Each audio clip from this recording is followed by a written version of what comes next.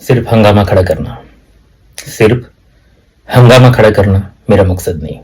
मेरी कोशिश है कि ये सूरत बदलनी चाहिए। मेरी कोशिश है कि ये सूरत बदलनी चाहिए। मेरे सीने में न सही, तेरे सीने में सही। मेरे सीने में न सही, तेरे सीने में सही। आग कहीं भी जले, मगर ये आग जलनी चाहिए, मगर ये आग जलनी चाहिए।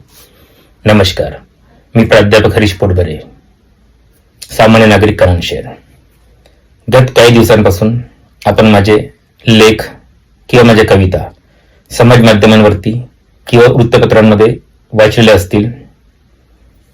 येत्या 2 डिसेंबरला नगर परिषद, नगरपंचायत, नगरपालिकेची निवडणूक होणार आहे आणि कित्येक उमेदवार नगरसेवक असो किंवा नगर अध्यक्षपदाचे असो आपल्यापर्यंत आलेले असतील।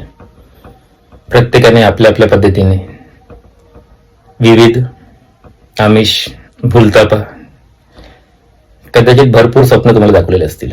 अर्थात प्रत्येकाला स्वप्न दाखवण्याचा अधिकार आहे, आपली मतं मांडण्याचा अधिकार आहे आणि मतं मागण्याचा अधिकार सुद्धा आहे।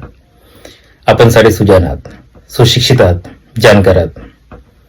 आपल्या सर्वांना माहिती आहे की कणांची खरंच प्रगती झालेली आहे का, कणांचा खरंच विकास झालेला आहे काय। नगर परिषद बनल्यानंतर कणांची दिशा आणि दशा खरंच बदलली आहे काय। कणान जेव्हा ग्रामपंचायत होती तेव्हा अख्ख्या महाराष्ट्रातली नंबर 2 ची ग्रामपंचायत म्हणून तिला ओळखले जायचे, म्हणजे सगळ्यात जास्त महसूल प्राप्त होणारी ग्रामपंचायत म्हणून कणांचा उल्लेख केला जायचा। अर्थात कणान एक श्रीमंत ग्रामपंचायत होती। त्यानंतर नगर परिषद बनली इथे आणि नगर परिषद बनून कणांचा पाहिजे तसा विकास झाला काय, हा एक महत्वाचा प्रश्न आहे। कदाचित तो आपण सर्वांनी आपले जे प्रतिनिधी असतात त्यांना विचारायला पाहिजे।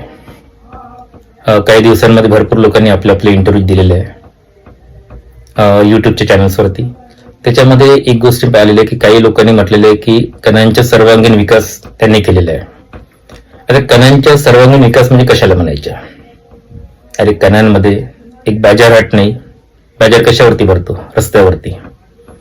कधी तुम्ही कल्पना केलेली आहे काय की गच्च असा भरलेला रस्त्यावरचा बाजार जर एखादी बस किंवा एखाद्या ट्रकचा ब्रेक फेल झाला तर काय होणार? अशा परिस्थितीमध्ये किंवा त्याचे बॅलन्स बिघडले तर काय होणार? तिथे जेवढी बाजार करणारे लोक असतील त्या ट्रक खाली, त्या बस खाली येऊन त्यांचे पार चितडे उडणार।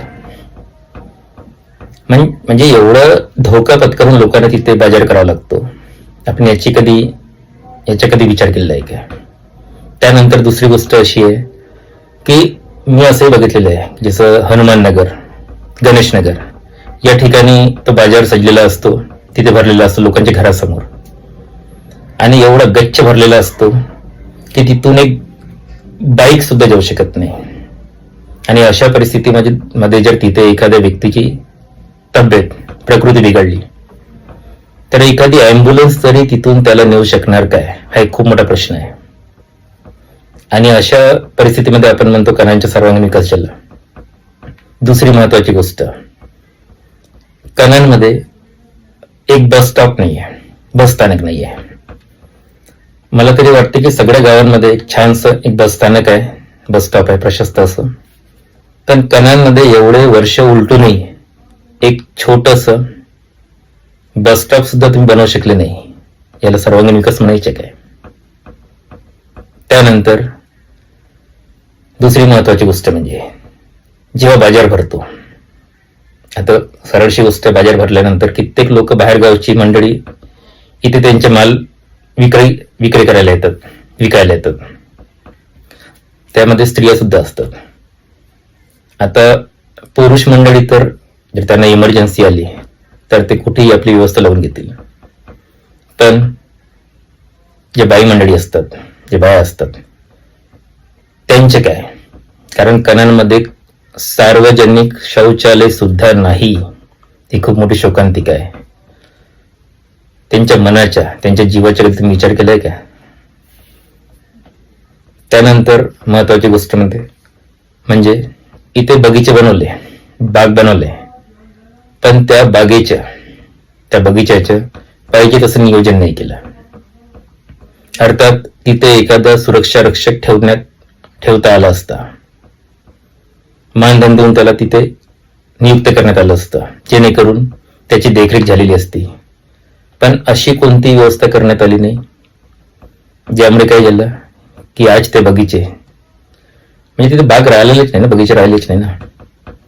तिथे गाई म्हशी चरायला जातात, कुत्रे वगैरे मांजरे वगैरे तुम्हाला दिसतात, किंवा असामाजिक तत्व तिथे कधी तुम्हाला जुगार खेळताना दिसतात, किंवा काहीतरी वाईट गोष्टी करताना तुम्हाला मिळतात. आणि आसपासचे लोक त्यांना काही बोलू शकत नाही, कारण ते गुंड प्रवृत्तीचे लोक असतात. पाण्याच्या टाक्या महत्वाचा विषय, की पाण्याच्या टाक्या यांनी उभारल्या या 10 वर्षामध्ये. पण तुम्हाला माहिती आहे का, तुम्ही कोणत्याही टाकीच्या खाली जाऊन पहा, त्या पाण्याच्या टाक्याखाली लिहिलेलं आहे की ही टाकी धोकादायक आहे. अर्थात ती केव्हाही कोसळू शकते. अरे 20-25 वर्षापासून जे टाक्या बनलेल्या आहेत, 50-50 वर्षाच्या टाक्या बनलेल्या आहेत, त्यांच्यापासून धोका नाही, आणि फक्त या 10 वर्षामध्ये ज्या टाक्या बनलेल्या आहेत त्यांच्यापासून धोका कसा काय? अर्थात तिथे कमी गुणवत्तेचा माल वापरण्यात आलेला आहे, याच्यात काही शंका नाही. आणि अशा परिस्थितीमध्ये जर ती टाकी उजव्या बाजूला पडली तर उजव्या बाजूचे, डाव्या बाजूला पडले डाव्या बाजूचे, म्हणजे तिथल्या लोकांच्या जीवाला सुद्धा धोका निर्माण झालेला आहे. असं असताना आपण म्हणतो सर्वांगीण विकास केलेला आहे, म्हणजे विचार करणारी गोष्ट आहे की सर्वांगीण विकास असा असतो काय. त्यानंतर जी मूलभूत सुविधा असतात किंवा मूलभूत गरज असते, पिण्याच्या पाण्याची, पाणी आहे पण ते शुद्ध पाणी नाही. तुम्ही जर कणांच्या पाण्याच्या फिल्टर शिवाय जर TDS चेक केला तर कदाचित तो 300-350 वरही असेल, काही ठिकाणी तो 400 वर आहे. मग खरं जे पिण्यायोग्य पाणी आहे काय? आपण फिल्टर प्लांट आले, मला वाटते कदाचित फिल्टर प्लांटचे, एक मोठ्या फिल्टर प्लांटचे उद्घाटन सुद्धा करण्यात आलेलं होतं, पण तो आजपर्यंत सुरू झालेला नाही. माझ्या परिसरामध्ये एक फिल्टर प्लांट लावण्यात आला होता, पण जशा तसाच पडलेला आहे, पिघळून पडलेला आहे, त्याचे काहीच नियोजन नाही. असं असताना कणांची लोक आजी अशुद्ध पाणी पित आहेत, त्यात कोणतेच दुमत नाही. त्यानंतर दुसरी महत्वाची गोष्ट, की जी मुलं आहेत त्यांना खेळण्यासाठी कणांमध्ये कदाचित एक जागा शिल्लक राहिलेली नाही, एक मैदान नाही. याला सर्वांगीण विकास म्हणायचे काय? अच्छा, यावेळी जेव्हा तुम्ही आपल्या अमूल्य मत द्यायला जाल, मतदान करायला जाल, त्यावेळी काही गोष्टी डोक्यात ठेवून चला. कदाचित तुम्ही माझा लेख वाचला सुद्धा असेल की पिण्याचे शुद्ध जल प्रत्येक घरी यायलाच पाहिजे, ज्याला आपण फिल्टरचे पाणी म्हणतो. कारण कणांमध्ये जे पाण्याची पातळी आहे ना, त्याचे स्तर आहे तो खूपच खालावलेला आहे. तुम्ही जर कणांच्या पाण्याची जे नळाद्वारे येते की नाही, त्याचे TDS तपासा बिना फिल्टरच्या. ज्याच्या घरी फिल्टरचे पाणी येत नाही ना, डायरेक्ट जे पाणी येणार असतं त्याचे TDS तपासा. तुम्हाला 300-350, कुठे 450-500च्या घरात सुद्धा मिळेल. आणि हे पाणी आरोग्यासाठी खूप घातक असते. त्याच्यामुळे फिल्टर प्लांट असणं खूप गरजेचे आहे कणांमध्ये. फक्त प्लांट असणं गरजेचे नाहीये, नियोजन पद्धतीने त्याची तपासणी, त्याचे ऑडिट सुद्धा होणं गरजेचे आहे. प्रत्येक घरी फिल्टरचे पाणी मिळणं हे मूलभूत अधिकार आहे, साऱ्यांच्या मूलभूत व्यवस्था आहे, तिथे याला मिळायलाच पाहिजे. दुसरं आहे गटर लाईन. आता मी समजू शकतो, तुम्हाला माहिती आहे कणांमध्ये कदाचित गटर लाईन बनवणे खूप कठीण काम आहे, कारण कणान हे खूप दाट वसलेलं आहे, गल्ल्या खूप छोट्या आहेत. प्रत्येक गल्लीतून ती व्यवस्था करणं, ते बनवणं कदाचित कठीण असू शकते. पण तंत्रज्ञान, टेक्नॉलॉजी खूप समोर गेलेली आहे. टेक्नॉलॉजीचा वापर करून गटर लाईन करता येईल, बनवता येऊ शकते. त्यानंतर कणांमध्ये सुविधाजनक, सुविधायुक्त आणि प्रशस्त असं एक बाजारहाट असायलाच पाहिजे, जेणेकरून हे जे लोक आहेत, तुम्ही, आम्ही, आपल्या घरचे लोक जे रस्त्यावरती बाजार करतात, आणि तोही मुख्य रस्त्यावरती बाजार करतात, त्यांच्या जीवाला धोका असतो, तो धोका उत्पन्न होऊ नये त्याच्यामुळे एका वेगळ्या ठिकाणी, छान प्रशस्त ठिकाणी एक बाजारहाट होणं खूप गरजेचे आहे. त्यानंतर आता हे जे बाजारात ज्या बाया मंडळी असतात किंवा पुरुष मंडळी असतात, जे त्यांचे भाजीपाला विकायला येतात, त्यांचे माल विकायला येतात, पुरुष मंडळी कुठेतरी आपली सोय कोणत्या ना कोणत्या पद्धतीने लावून टाकतात. पण समस्या असते ती बाई माणसांची. त्यांनी काय करावं? त्यांच्यासाठी एक सार्वजनिक शौचालय कन्यांमध्ये असणं खूप गरजेचे आहे. अर्थात होऊ शकते, जर इच्छाशक्ती असेल तर ते आपण करू शकतो. आणि फक्त सार्वजनिक शौचालय बनून चालणार नाही, सोबत त्याची देखरेख सुद्धा होत राहणं तेवढंच गरजेचे आहे. एक सुरक्षा रक्षक मानधनावर ठेवता येऊ शकतो, जेणेकरून त्याची अव्यवस्था होणार नाही. नाही तर तुम्हाला माहिती आहे, शौचालय म्हटलं सार्वजनिक, काही कालावधीत त्याची दशा कशी होऊन जाते, ती जाण्यायोग्य राहत नाही. त्याच्यामुळे सुरक्षा रक्षक तिथं असणं गरजेचं आहे मानधनावरती. त्याच्यानंतर बस स्थानक, बाहेरच्या मंडळी येऊन हसतात बरं, एवढं मोठं कनान, एवढे मोठे मोठे नेते मंडळी कनांमध्ये, 2-2 खासदार दिले कनांनी, सीएम 20 किलोमीटरवरचं, त्यानंतर 20 किलोमीटरवरती आपले आमदार साहेब आहेत. एवढं असून सुद्धा आपल्या कनानला बस स्थानक नाहीये. शोकांतिक आहे, बस स्थानक असायला पाहिजे. त्यानंतर उद्यान, अर्थात ज्याला आपण गार्डन म्हणतो, प्रत्येक वार्डामध्ये एक छोटंसं गार्डन असणं गरजेचं आहे. वार्डात जर शक्य नसेल, प्रत्येक वार्डात 2-4 वार्ड मिळून एक छोटंसं गार्डन होऊ शकते.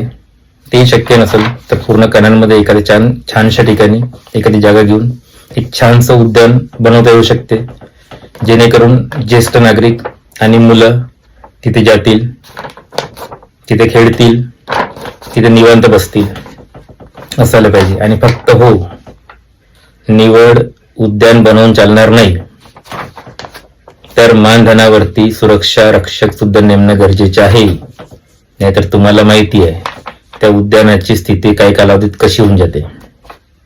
अर्थात गाई म्हशी आणि कुत्रे मांजरे तुम्हाला तिथे पाहायला मिळतात. ते उद्यान बसण्याचे लायक राहत नाही.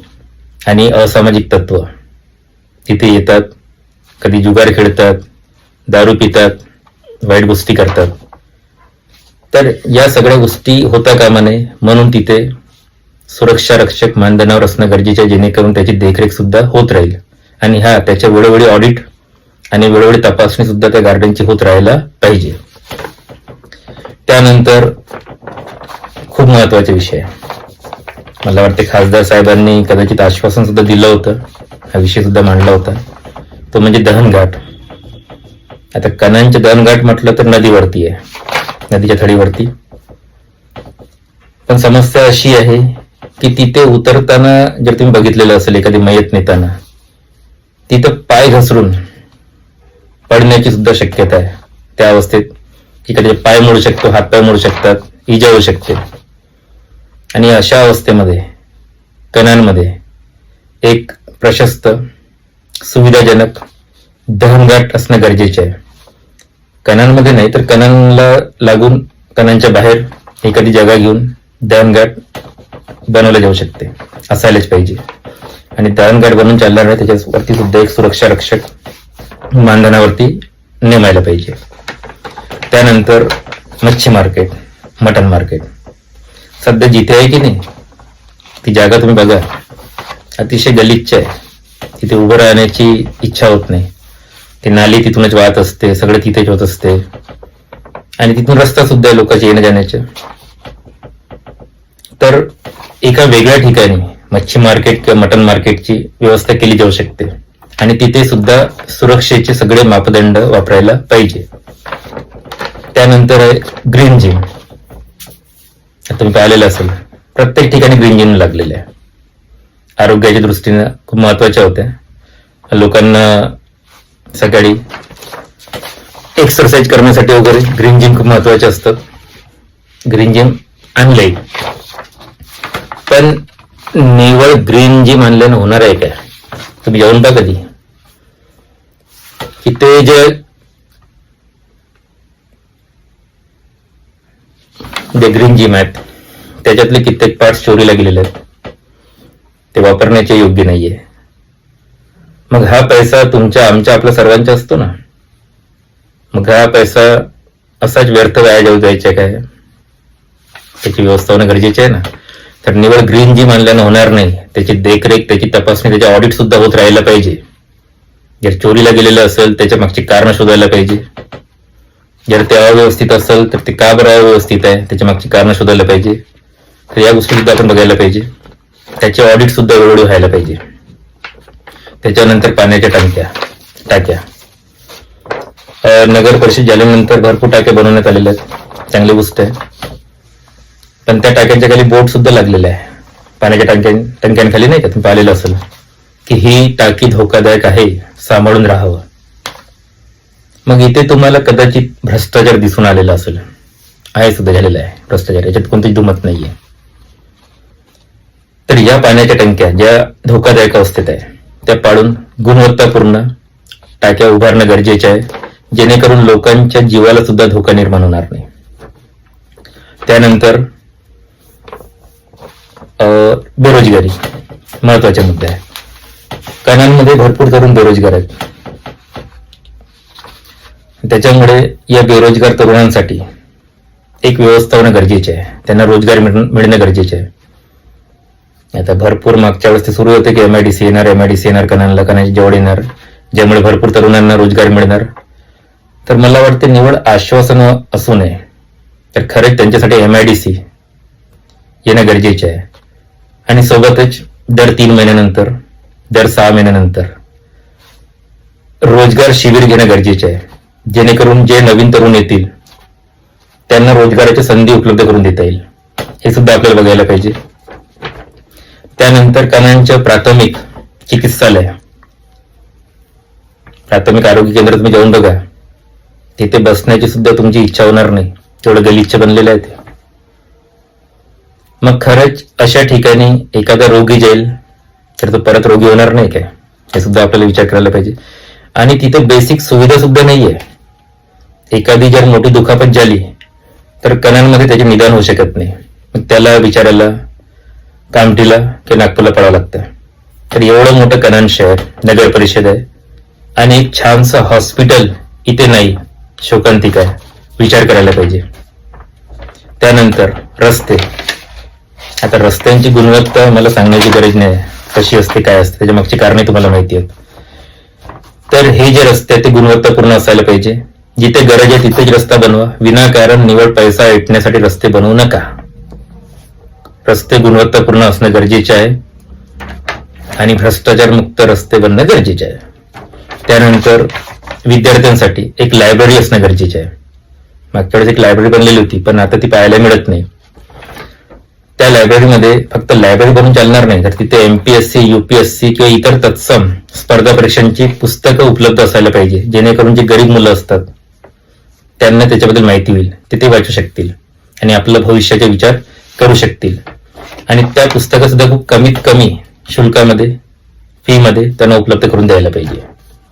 त्यानंतर आहे कचरा निवारणाची सोय. आता कचरा निवारणाची सोय कशी असते कणांना तुम्हाला माहिती आहे, भरपूर ती येते नाही. तुम्ही नाल्या पाहिलाय का कधी कणांच्या? तुडुंब भरून गेलेले आहेत, खालून तुडुंब कचरा भरलेला आहे. निवड झाकणं चढवलेलं आहेत, तर निवड ते झाकणं चढवलं चालणार नाही. सांडपाण्याची योग्य व्यवस्था सुद्धा व्हायला पाहिजे. आणि कचरा जे घंटागाडी असतात ती न चुकता रोज प्रत्येक ठिकाणी यायलाच पाहिजे. प्रत्येक ठिकाणच्या कचरा त्यांनी न्यायलाच पाहिजे, ही व्यवस्था सुद्धा असायला पाहिजे. जर ते आले नाही तर त्यांच्यावर कारवाई सुद्धा व्हायला पाहिजे, कारण त्यांना जो पैसा देण्यात येतो मानधन म्हणून तो सुद्धा आपलाच असतो. त्यानंतर राशन केंद्र आहे प्रत्येक ठिकाणी कणांना, पण त्याचे सुद्धा वेळोवेळी ऑडिट व्हायला पाहिजे. प्रत्येकाला बरोबर राशन मिळत आहे की नाही, त्याच दरात मिळत आहे की नाही, आणि जेवढं सांगितलेलं आहे तेवढ्याच प्रमाणात मिळत आहे की नाही, आणि त्याच क्वालिटीची मिळत आहे की नाही, हे सुद्धा तपासायला पाहिजे. म्हणजे गरिबांसोबत कोणत्या प्रकारचा धोका होता कामा नये, छल होता कामा नये त्यांच्यासोबत.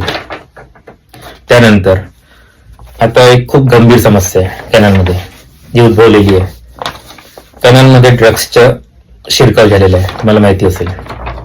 आणि ही तुमच्या म्हणा किंवा आपल्यासाठी म्हणा सारांसाठी खूप धोकादायक बाब निर्माण झालेली आहे. कारण माझी सुद्धा मुलं आहेत, तुमची मुलं असतील, तरुण मुलं असतील. तर अशा अवस्थेमध्ये ते या ड्रग्सच्या आहारी जाऊ शकतात. कारण ड्रग्स जर कणांमध्ये आलेला आहे तर त्याच्या आहारी मुलं जातील याची शक्यता नाकारता येत नाही. त्याच्यामुळे या अंमली पदार्थांवरती, ड्रग्सवरती बंदी घालायला पाहिजे, कडक कारवाई करायला पाहिजे. आणि निवड त्या ड्रग्सवरती बंदी घालायला नको, तर ज्या ड्रग्स आणण्यात येतात, ज्यांच्या मार्फत आणण्यात येतात, ज्यांच्याद्वारा आणण्यात येतात, त्यांच्यावरती कडक कारवाई व्हायला पाहिजे. अशी कारवाई व्हायला पाहिजे की जेणेकरून भविष्यात ते या गोष्टीबद्दल विचारही करणार नाही. त्यानंतर नशामुक्ती केंद्र. भरपूर लोक नशेच्या आहारी गेलेले असतात. कणन शहरालगत जवळपास एक नशामुक्ती केंद्र असणं गरजेचे आहे. त्यानंतर दुसरी महत्वाची गोष्ट, कणनला आता गुंड्यांचे गाव म्हणून सुद्धा ओळखण्यात येते. गुंड प्रवृत्तीचे लोक भरपूर इथे आता वावरतात, पाहायला मिळतात. त्याच्यामुळे अशा गुंड प्रवृत्तीच्या लोकांवरती नियंत्रण ठेवणं खूप गरजेचे आहे आणि कडक कारवाई करणं गरजेचे आहे, जेणेकरून गुन्हेगारीवरती सुद्धा नियंत्रण राहील. त्यानंतर आहे याच गोष्टीच्या संदर्भात गुन्हेगारीवरती नियंत्रण ठेवण्याच्या हिशोबाने आणि प्रत्येकाच्या सुरक्षेच्या हिशोबाने प्रत्येक चौकामध्ये सीसीटीव्ही असणं खूप गरजेचे आहे. जिथे जिथे आवश्यक आहे त्या त्या प्रत्येक ठिकाणी सीसीटीव्हीची सोय असणं गरजेचे आहे. संवेदनशील ठिकाणामध्ये सीसीटीव्ही असणं गरजेचे आहे, जेणेकरून गुन्हेगारीवरती सुद्धा आपल्याला नियंत्रण करता येईल. त्यानंतर विविध योजना येतात शासनाच्या, भरपूर लोकांना माहिती नसतात.